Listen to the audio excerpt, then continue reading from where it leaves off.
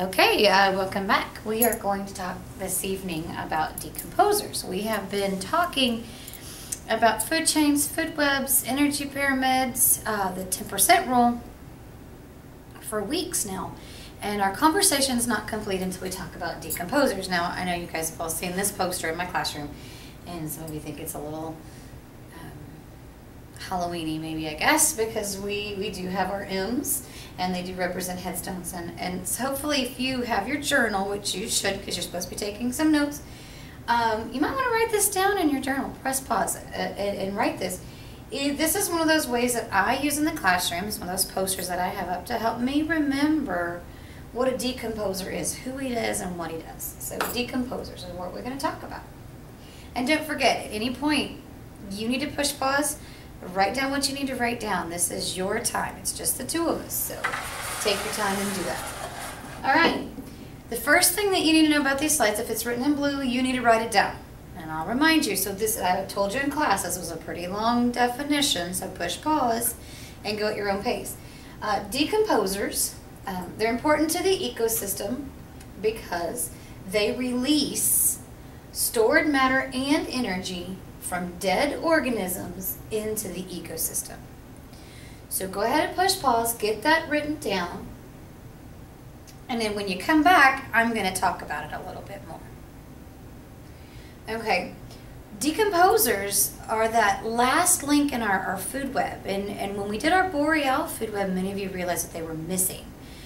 We asked, where does the energy from the human go? Where does the energy from the wolf go, if you remember that one?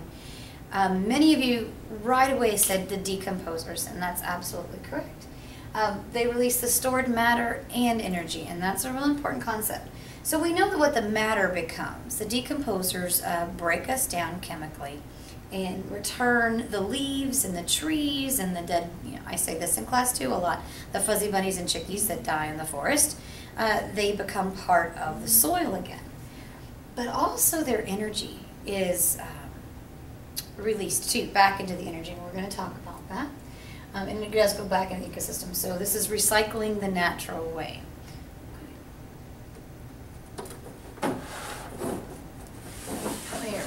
Alright, so here's an example from class, from our Boreal food web. You should have this in your journal handy, so open up to it and look at it. We have the producers that give their energy to the rodent, and the rodent gives his energy to the fox, and the fox gives his energy over here to the wolf. But then the arrows just stop. Okay, the wolf doesn't have a place to give his energy to. Just a little review, this is our first trophic level, our second, our third, and our fourth. So on our layer cake, the producers would be at the bottom, then the rodent, then the fox, then the wolf would be all the way at the top, or our energy pyramid. This is where the most energy is available, and this is where the least energy is available. So start thinking about that. So we have our producer, our primary, our secondary, and our tertiary. So our tertiary, from there, where does his energy go? Or what if the rodent dies before the fox gets to consume him? Before he gets to give his energy to the fox? Or what if the plants, remember we had all that water left in that 1,000 milliliter beaker that didn't go anywhere? So what happens when those producers die? What happens to their energy?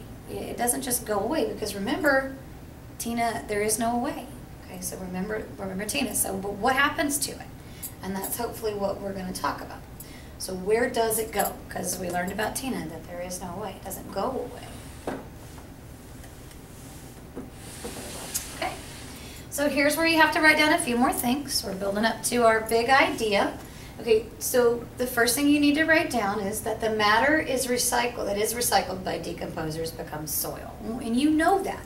So the matter that the fungus, the bacteria break down becomes the soil. And the nutrients are recycled, the plants take them back up again, and they're sent back through the ecosystem. So it's a recycling center. The energy that's released is released in the form of heat. This heat and energy is then transferred from this decomposition process back into the atmosphere. So go ahead and push pause. Make sure you have those two definitions written down. They will be on a test soon. And then when you come back, we'll talk about it just a little bit more. Okay, so we're talking about soil, but we're also talking about the energy.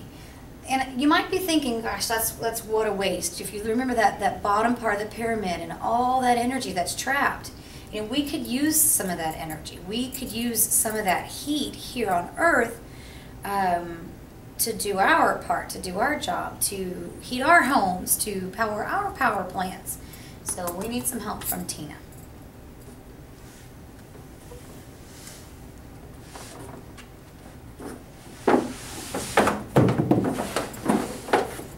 We can avoid a crash like we did last time. All right, so here's another definition or two, and there's not too many more, I promise. All right, so again, write your vocabulary words down, press pause if you need to, and then we're going to talk about it. Compost is one of the solutions to this problem. Compost is typically man-made. We compost on purpose. This is where organic material is recycled by decay. So we put our food scraps, our vegetable peelings, our eggshells, anything that'll break down into a big pile or a bin, or, I mean, you can get real fancy with these things and buy very expensive compost bins, or you can just have a little pile out in your back area where you can do this. And over time, the decomposers that we learned about in class today, the bacteria, the fungus, the molds, the protists, break down this organic material. And then that organic material becomes what we call humus, or humus, I think is how you say that word. This is the soil that's made in a compost bin or a compost pile or a compost heap. So go ahead and push pause, make sure you have these two definitions written down. They will be on a test soon. And then when you come back, we'll talk some more. Okay, do you compost in any way at your house? A lot of people do. We live out in the country, so to speak. But even people in large apartments in New York City have worm bins. That's one way that they decompose and compost and make soil for, even if it's just for their plants. What are some of the reasons why we would compost? I mean, all the vegetable scraps and all the vegetable peelings that go in the trash can. We can recycle those and keep them out of the landfills. Think about all the trash that we throw away every year that we could recycle in this way. So that's a good idea. That's something that we could do at home. But what about on a bigger scale? And this is the big idea that we need to talk about is, here's the big idea, okay? So the big idea, solar energy is stored in living things. So we learned about that with photosynthesis. The chlorophyll traps it, and we consume it, and we're like a storage facility. Decomposition releases the energy into the atmosphere. We got that in the form of heat. And the matter becomes soil again as well. Humans have found ways, we've actually devised ways to convert this heat into usable forms of energy. Something that we can actually use, okay? It's called biomass. Biomass is the name that we give to the plant and animal material that we purposefully, and that's a very important word, we purposefully break down to use for as a source of energy. Okay, so go ahead and push pause, make sure you have those down, and when you come back, I'll just do a little bit more explaining. Okay, so the big idea. This is a great idea. Tina, she tells us that there is no way, and it doesn't go away. So let's just harness this and let's use it. So biomass is the big idea. Biomass is an answer to a lot of our energy problems. Large cities do this, large communities do this as well. So we'll talk more about this in the coming days before we take our test, but this is the basics that you need to know for your test. As always, if you have any questions, you can message me right away on Edmodo, write them in your journal, and we'll talk about them in class tomorrow. Thanks for tuning in.